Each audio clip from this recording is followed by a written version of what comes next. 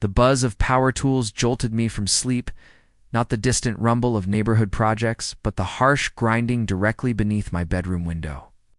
Stumbling outside in my robe and slippers, I witnessed 5 workers dismantling the ancient maple trees my deceased spouse had cherished, trees that had provided shelter for our property across 4 decades.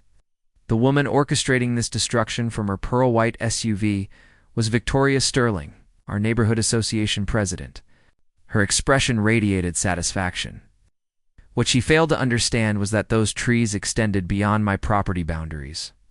Their removal would ultimately strip her of everything she possessed. This single error triggered an inquiry that exposed 3 years of corruption, theft, and the most elaborate real estate fraud our county had witnessed. What actions would you take if your homeowners association destroyed $60,000 worth of mature trees simply to enhance another resident's vista? Share your thoughts and mention your viewing location. I transformed her unauthorized tree destruction into a $1.6 million court ruling that granted me authority over her entire development. 4 years earlier, I believed I had discovered paradise. Benjamin Crawford, 54, recently retired telecommunications engineer. I had just purchased my ideal retirement residence in Willowbrook Heights, Ohio. Prime corner property spanning 1.4 acres featuring 7 magnificent maple trees dating back to the early 1980s. My spouse Linda had succumbed to illness 8 months prior. These trees, heavens above, they represented exactly what my soul required. This magnificent leafy canopy where I could enjoy my dawn coffee while remembering her. Musical laughter drifting through the foliage. She had adored trees, frequently declaring they demonstrated how beautiful things could flourish stronger after surviving difficult seasons. The sales agent who handled my purchase was Victoria Sterling Platinum Blonde, 46 years old, possessing that forceful suburban charisma that announces I control this territory. She operated a pearl-white SUV displaying "Blessed" on the license plate border and mentioned casually her additional role as neighborhood association president. Simply administrative duties, she reassured me. We maintain minimal restrictions here. That warning signal should have alerted me immediately. Warning signal number 2 emerged during my initial association meeting. Victoria conducted proceedings like a corporate presentation, featuring slideshow displays discussing property value enhancement and community appearance guidelines. I observed her dismissing a 72-year-old military veteran seeking permission for a memorial garden honoring his departed son. Inconsistent with our community vision, she proclaimed, striking her gavel with judicial authority. The genuine warning signal was how she continuously glanced at my trees through the meeting hall windows, her gaze performing calculations I couldn't decipher. Her first diplomatic approach arrived 8 weeks later. Victoria appeared at my entrance wearing pristine tennis attire that likely exceeded my monthly utility costs, carrying a clipboard, wearing cologne so overwhelming I could taste its residue. "Benjamin, dear, we must discuss your trees," she announced, her stilettos tapping against my porch like a timekeeper. Marking approaching difficulty, multiple waterfront residents have voiced concerns regarding obstructed lake views. I glanced beyond her toward the manufactured lake. 4 enormous houses occupied the opposite shoreline, each valued approximately $900,000, enjoying unobstructed water access if my maple trees weren't blocking their sightlines. "These trees existed when I purchased the property," I responded. "From your agency, if my memory serves correctly." Her smile remained constant, yet something frigid flickered behind her eyes. "Certainly, absolutely. However, you understand how circumstances change, property values, community guidelines. I'm confident we can discover an arrangement benefiting everyone." That introduction to Victoria speak, where everyone meant Victoria, an arrangement meant my defeat. Across the following 20 months, she intensified her campaign like a textbook intimidator. Initially came the recommendations during her evening exercise walks, consistently pausing at my property boundary to comment about overgrowth and maintenance concerns. Then, official violation notifications for lawn height, mailbox placement, even my doormat color. Each violation imposed Leosher daily penalties, Each challenge required presenting my case before her selected board of anxious retirees who avoided eye contact while voting against me. The message was unmistakable. Submit or pay continuously. However, Victoria underestimated retired telecommunications engineers. We solve problems and maintain meticulous documentation. While she played neighborhood dictator, I researched property regulations, obtained original development records, and documented every encounter. Those late evenings beneath my threatened trees, computer resting on my lap, weren't merely about protecting my maples. They concerned understanding precisely how much authority Victoria actually possessed. The answer astonished me considerably less than she assumed. The crisis arrived when she employed a fraudulent tree specialist to declare my healthy 40-year-old trees immediately hazardous. That's when I uncovered her first significant error. The individual lacked certification for safety evaluations. His assessment was meaningless. As I investigated Victoria's background further, I discovered something far more substantial than tree deception, something that would transform her from hunter to hunted and convert my peaceful retirement into the most costly lesson she would ever receive. Those waterfront residents she eagerly pleased were about to learn. Their association president had been deceiving them about much more than my trees. Victoria's retaliation arrived quickly and dramatically. 3 weeks after her counterfeit specialist scheme failed, she appeared at my door, grasping a manila envelope thick as a telephone directory. Wearing that predatory expression, I had grown to fear. "Benjamin, dear, I bring excellent news," she cooed, her perfume so intense it irritated my sinuses. "The recently established Willowbrook Heights Emergency Safety Board has concluded a comprehensive evaluation of your hazardous trees." I had never heard of this committee, naturally. Emergency Safety Board? Indeed, yes. Highly official. Mrs. Patterson, the Richardson family, and myself. "We've concluded your trees present immediate danger." She extended the folder toward me, like serving legal papers. Inside were photographs of my maples during January's ice storm, branches sagging under frozen weight, captured from threatening perspectives that made 40-year-old healthy trees appear like death traps. The assessment demanded immediate removal to prevent catastrophic damage and potential fatalities. The audacity was stunning. Yet Victoria had committed one critical mistake. From my engineering background, I had worked with sufficient contractors to understand that emergency tree evaluations require certified specialists, legitimate ones. While she stood there radiating smugness, I was already formulating my counteroffensive. That evening, I accessed the state licensing database. Something I had learned to navigate during my divorce proceedings years earlier when Linda's oncologist had credential problems. Victoria's expert specialist license revoked 4 months ago for falsifying safety assessments. The state board maintained extensive files documenting his pattern of fraudulent evaluations. Better yet, I recalled reading about Ohio's recording regulations during a workplace harassment situation at my former company's single-party consent state. Every conversation I had recorded with Victoria confessing her true motivation, those waterfront views constituted perfectly legal evidence. The following morning, I contacted City Inspector Martinez directly when he arrived weathered. The individual who clearly distinguished between healthy trees and actual hazards I provided him the specialist's licensing, violations, and played selected recordings. Martinez walked my property with GPS equipment, measuring distances and checking soil conditions. The crunch of fallen leaves beneath his boots mixing with his muttered Spanish curses as he realized he had been dragged into an association fraud scheme. "Mr. Crawford," he finally said, appearing genuinely angry.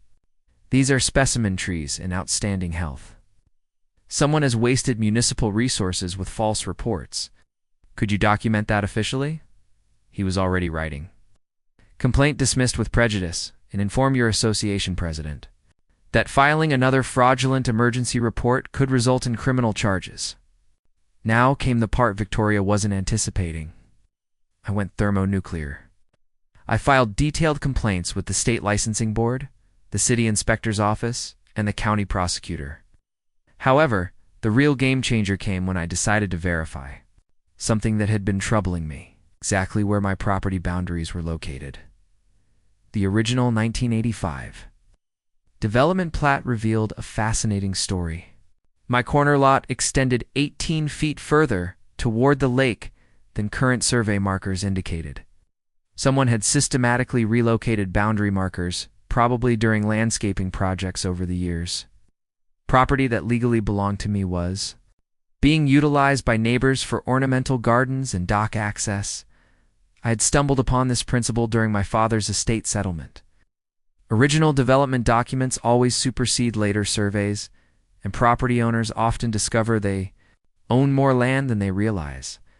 Your deed description is sacred, even when physical markers lie. When I confronted Mrs. Patterson with this evidence, her face drained of color. "Benjamin, I need to confess something," she whispered, glancing around nervously. "Victoria told us you were planning to remove those trees anyway for insurance." "Proceeds," she said. "If we didn't sign her petition, declining property values would damage our retirement investments." It's an interesting story. There's more. She's done this previously. Remember the Thompson family on Maple Street? Victoria forced them to remove a healthy oak that blocked someone's lake view. They sold their house rather than continue fighting her. That night, I sat beneath my threatened maples with a legal pad, listening to the gentle lapping of lake water against what I now suspected were illegally placed docks. The pieces were forming a pattern. Victoria wasn't just targeting trees. She was operating a systematic property manipulation scheme. The biggest shock came when I decided to research the most obvious question. If Victoria was so concerned about property boundaries and sightlines, perhaps I should examine exactly where her own waterfront mansion was situated. The records I discovered 4 days later made my hands tremble with excitement. Victoria's beautiful lakefront property, the one she was so desperate to provide. Better Views had a serious legal problem. According to the original developer bankruptcy filings, her entire lot was supposed to be community green space. Victoria Sterling might not actually own the land her house was built on. Victoria struck back like a trapped predator. The morning after my property line victory, I awoke to find 6 violation notices rubber-banded to my front door. Well, each one more absurd than the last. Grass height 0.4 inches above community guidelines. Mailbox color, unauthorized charcoal gray instead of regulation navy. Holiday decorations displayed 16 days past acceptable seasonal period. Welcome mat, non-compliant earth tone rather than neutral beige. Even my garden hose was cited for being visibly stored rather than properly concealed. Each violation carried $60 daily fines. Calculate that $360 bleeding from my bank account every single day until I achieved compliance. The payment notice gave me 30 days. Before they would file a lien against my property, standing on my porch reading this bureaucratic assault, I could smell the jasmine blooming in Linda's memorial garden. The sweet fragrance mixed with my growing rage as I realized Victoria was attempting to financially bleed me into submission. However, she had just made a critical error.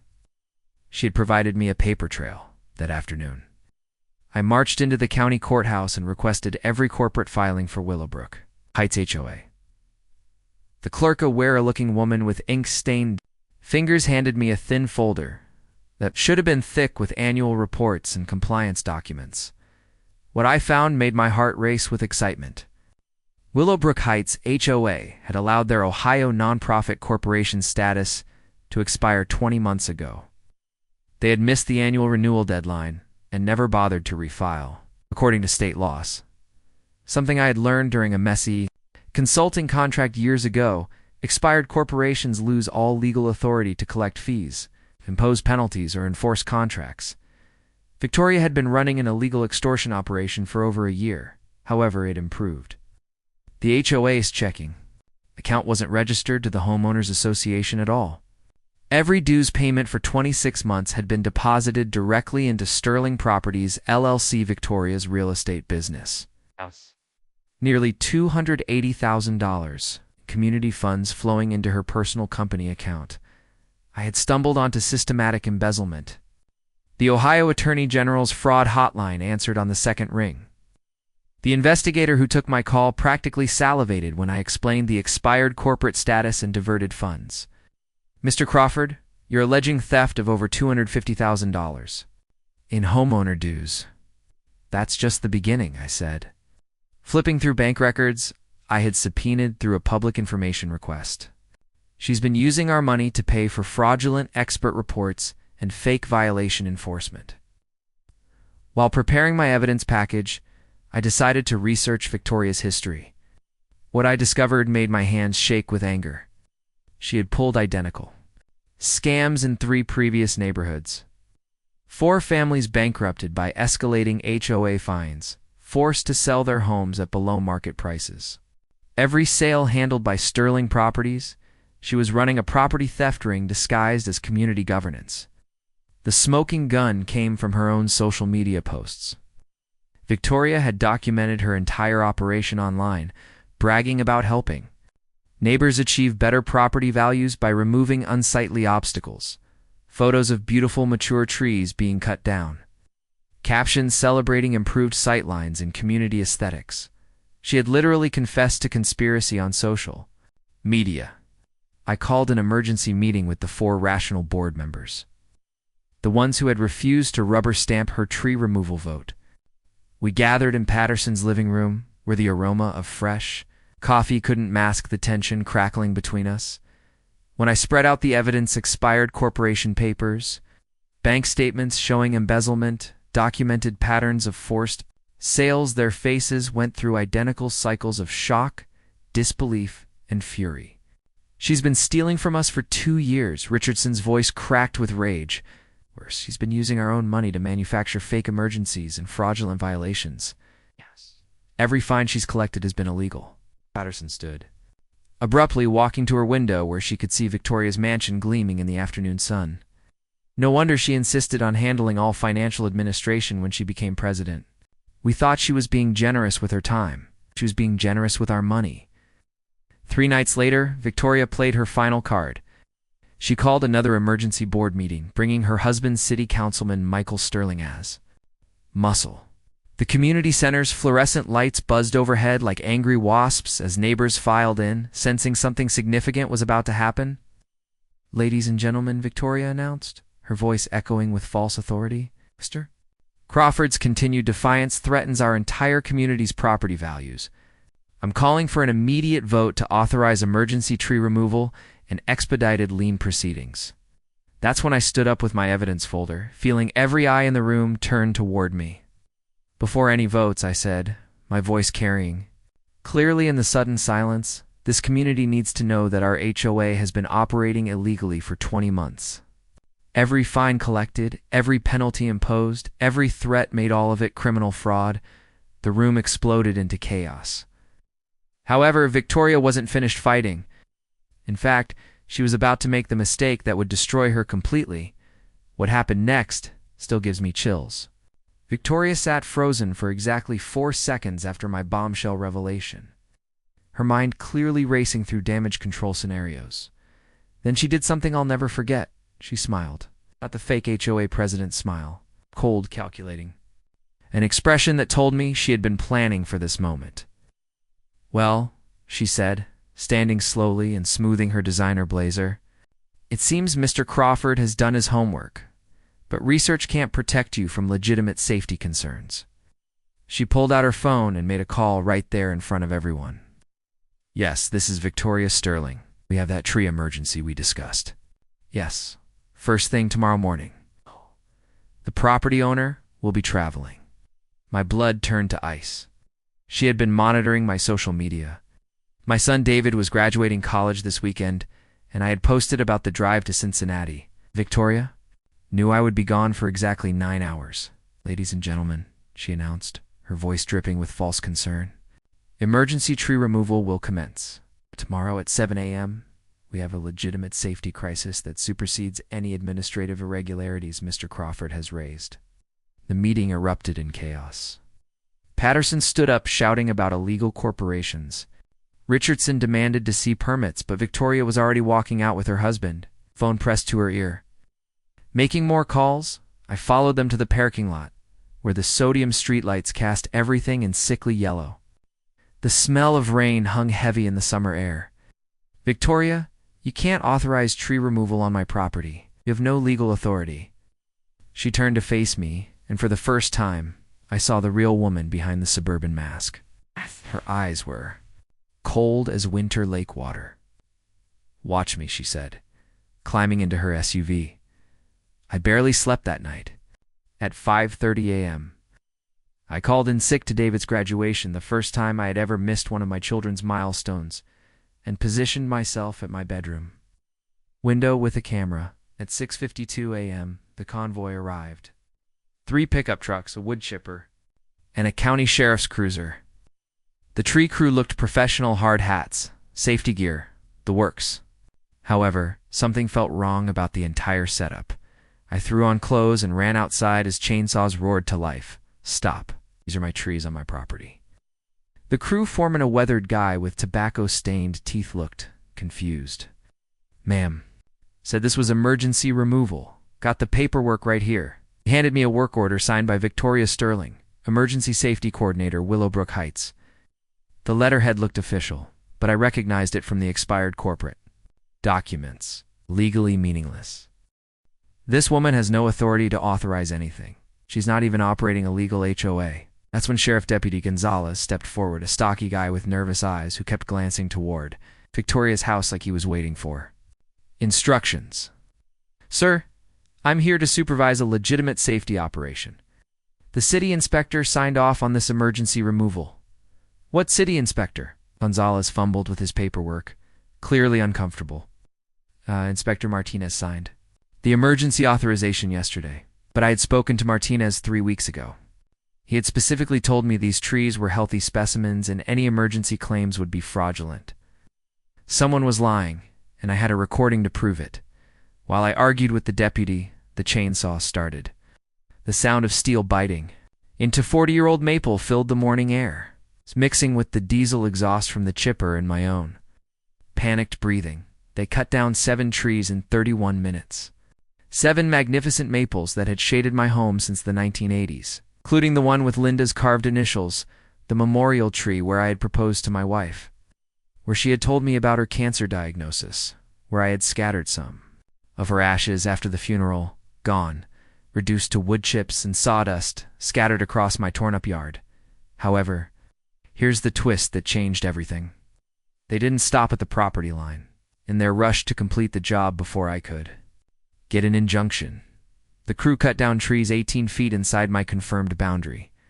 Trees that were unquestionably legally absolutely on my land. Deputy Gonzalez realized his mistake the moment I pointed to the survey stakes. His face went white as he understood he had just supervised criminal destruction of private property. "Jesus Christ," he muttered, pulling out his radio. "We may have a problem here." The tree crew foreman looked sick. "Ma'am said everything on this side of the driveway. Didn't mention no property lines."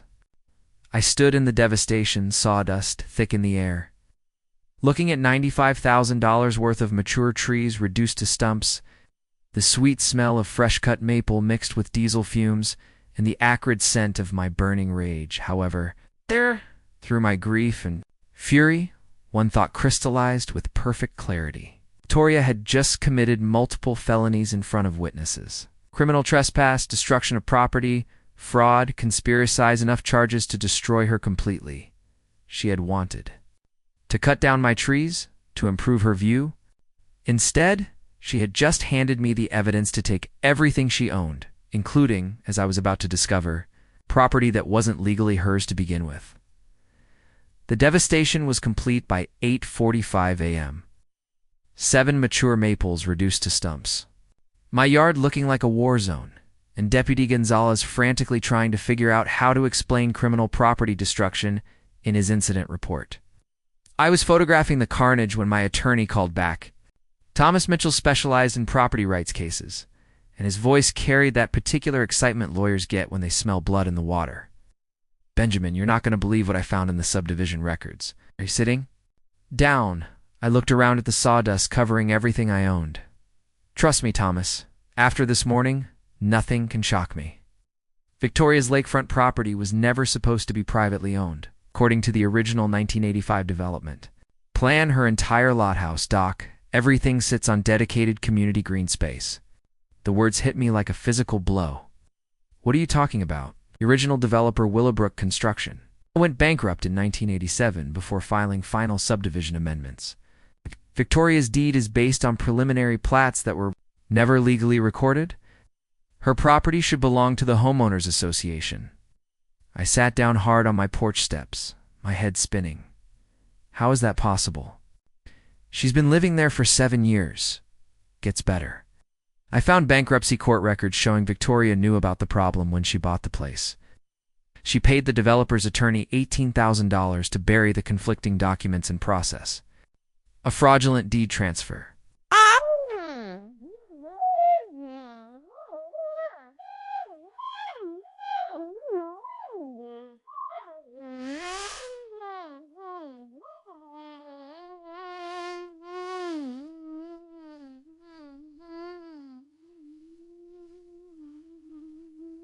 The pieces suddenly clicked together with horrible clarity. That's why she's been so aggressive about controlling the HOA. She's been using her position to prevent anyone from questioning land use or reviewing original development documents. Exactly. And here's the kicker her real estate license requires: disclosure of any known title defects. She's been selling homes in a neighborhood where she's illegally occupying community property. The state licensing board will crucify her. I stood up slowly, looking across the destroyed landscape toward Victoria's gleaming mansion on what I now knew was stolen land. The morning sun reflected off her lakefront windows like a beacon pointing toward justice. Thomas, what's that property worth? Conservative estimate? $950,000? The lakefront alone is worth $650,000 in today's market? My destroyed trees suddenly seemed like small potatoes. So when I sue for tree damages, we're not just suing for trees anymore. Benjamin, we're demanding reversion of illegally privatized community property.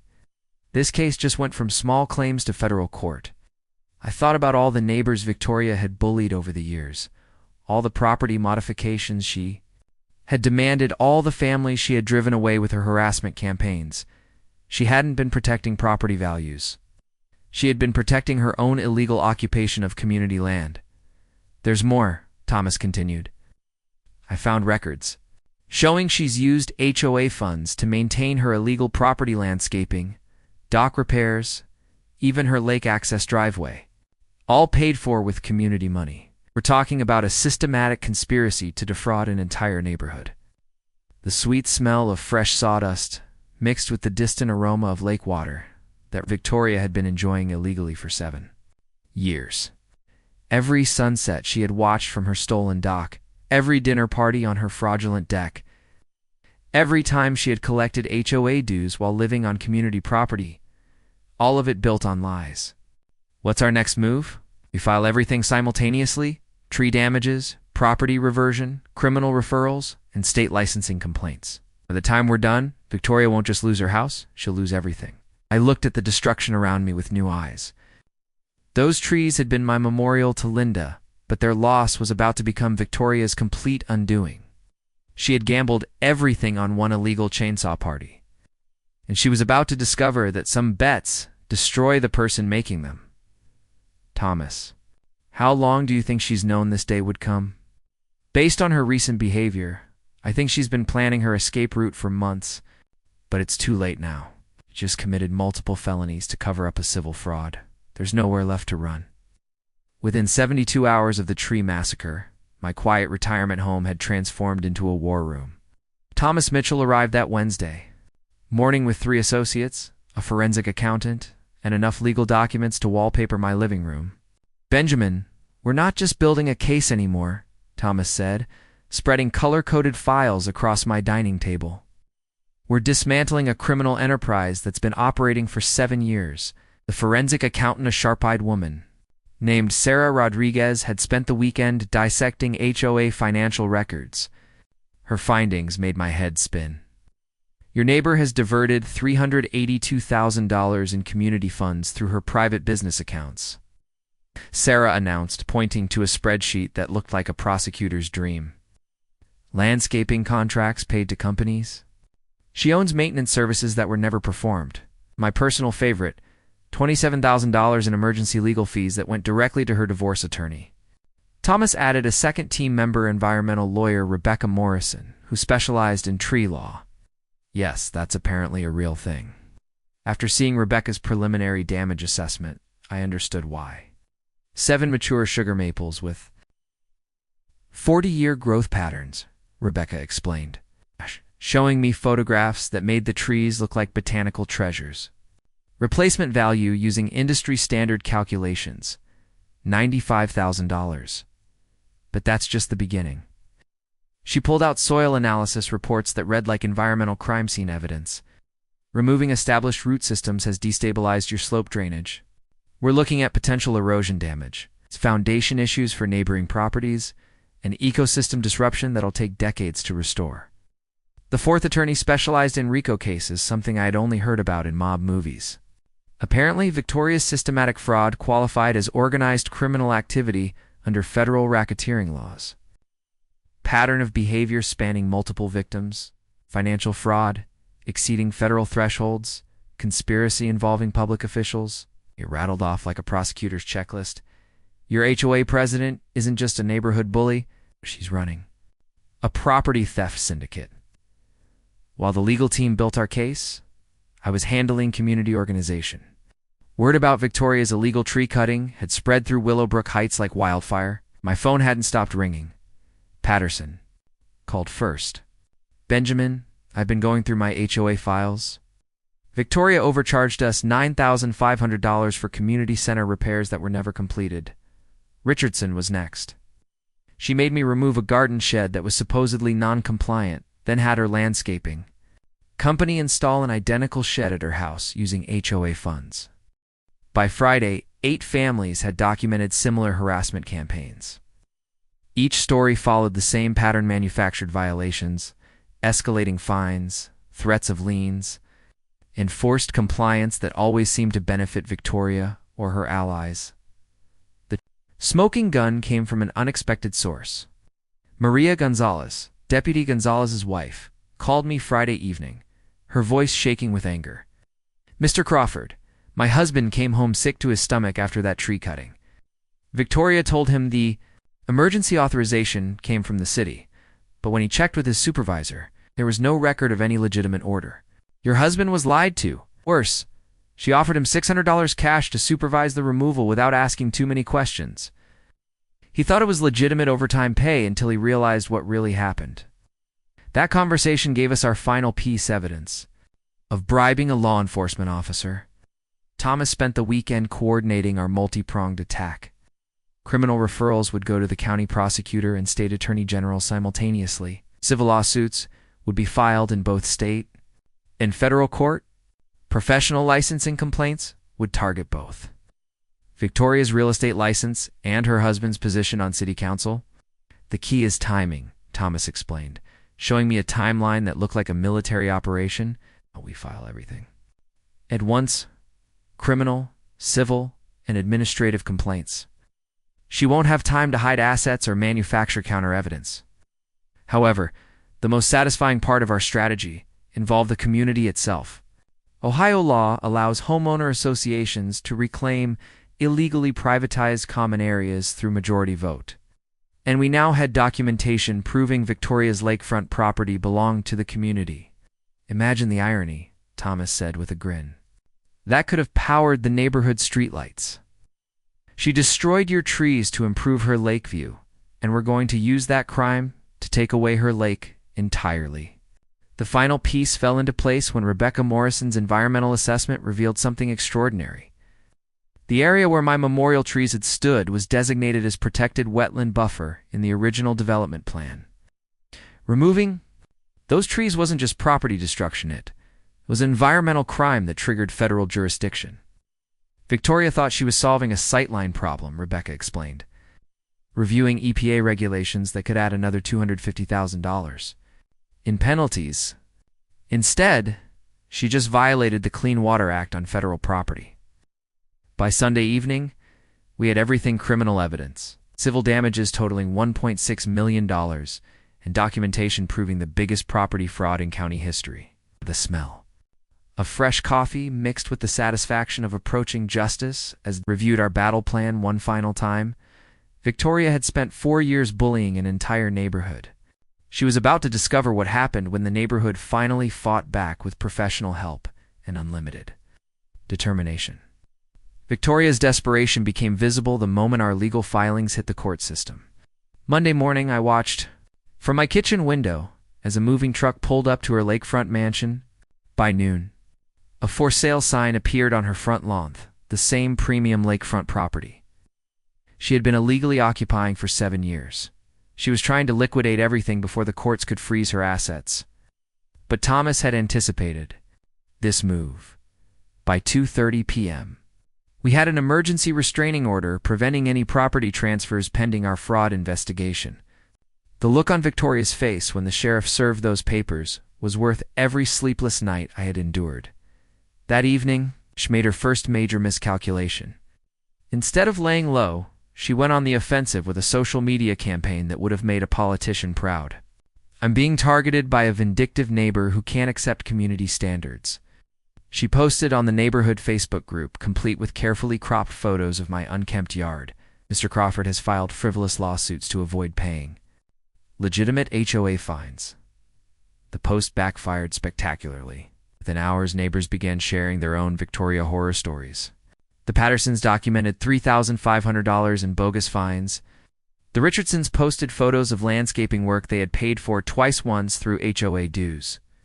Again, when Victoria claimed the original work was inadequate. By Wednesday, 19 families had joined our class action lawsuit. However, Victoria's next move crossed into criminal territory. She attempted to bribe City Inspector Martinez, offering him $2,500 to backdate an emergency tree removal authorization. Martinez, still furious about being dragged into her fraud scheme, was wearing a wire. The recording was devastating. Victoria's voice clear as a church bell. Offering cash payment for falsified government documents? Thomas played it for me over coffee that tasted like victory. I need you to sign this emergency authorization and predate it to last Friday, her recorded voice said. $2,500 cash, and we can both pretend this paperwork got lost in bureaucratic shuffle.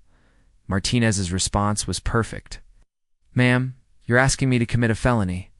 I'm asking you to be reasonable about a simple administrative oversight. The FBI Fraud Division loved that recording. Attempting to corrupt a government official elevated her charges from state misdemeanors to federal felonies, carrying serious prison time. Meanwhile, I was fighting a different battle. Victoria had convinced 4 neighbors to sign affidavits claiming my trees had actually been dangerous, that she had acted heroically to protect community safety. The affidavits were obviously coached identical language, same suspicious details, but I had learned something valuable during my military service. Always verify your intelligence sources. A little research revealed that all 4 affidavit signers had received emergency property tax assessment reductions processed through her husband's city council connections. Each family had saved thousands in taxes right before signing statements supporting Victoria. That discovery gave us evidence of conspiracy and official misconduct involving a sitting city councilman. Thursday brought Victoria's most desperate gambit yet. She filed a counter-lawsuit claiming I had been harassing her family, threatening her safety, and engaging in a malicious campaign of character assassination. The filing demanded $600,000 in damages for emotional distress and defamation. Her mistake was including specific dates and incidents that I could disprove with time-stamped evidence. She claimed I had made threatening phone calls on days when my cell phone records showed I was visiting my son in Cincinnati. She alleged property vandalism during periods when my home security cameras proved I never left the house. Thomas actually laughed while reading her countersuit. Benjamin, she just handed us evidence of perjury. Filing false claims in federal court is another felony charge. The community response was overwhelming. Neighbors organized meal trains for my family, volunteer crews to help replant my destroyed landscape, and a legal defense fund that raised $14,000 in 4 days. However, the most powerful support came from an unexpected source. Maria Gonzalez. The deputy's wife organized a petition demanding Victoria's immediate removal from the HOA board. Within 72 hours, she had collected signatures from 43 of 49 neighborhood families. We're tired of living under a dictatorship, Maria announced at an impromptu neighborhood meeting held in the community center. The fluorescent lights buzzed overhead like angry wasps as she read names of families who had been bullied, fined, and terrorized by Victoria's regime. Patterson stood up, her voice shaking with suppressed fury. She's stolen our money, destroyed our neighbors' property, and turned our community into a war zone. Enough is enough. By Friday evening, the walls were closing in from every direction. Federal fraud investigators had frozen Victoria's bank accounts. The state licensing board had suspended her real estate credentials pending criminal charges. Her husband faced ethics violations that would end his political career. However, Victoria wasn't finished. Saturday morning brought her final desperate attempt to maintain control and the mistake that would destroy her completely.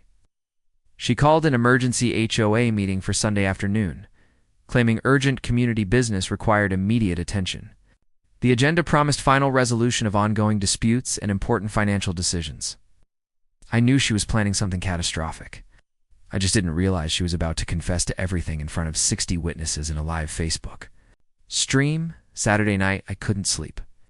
Something about Victoria's emergency meeting felt like a trap, but I couldn't figure out the angle. At 3:30 a.m., I was pacing my kitchen when my phone buzzed with a text from an unknown number.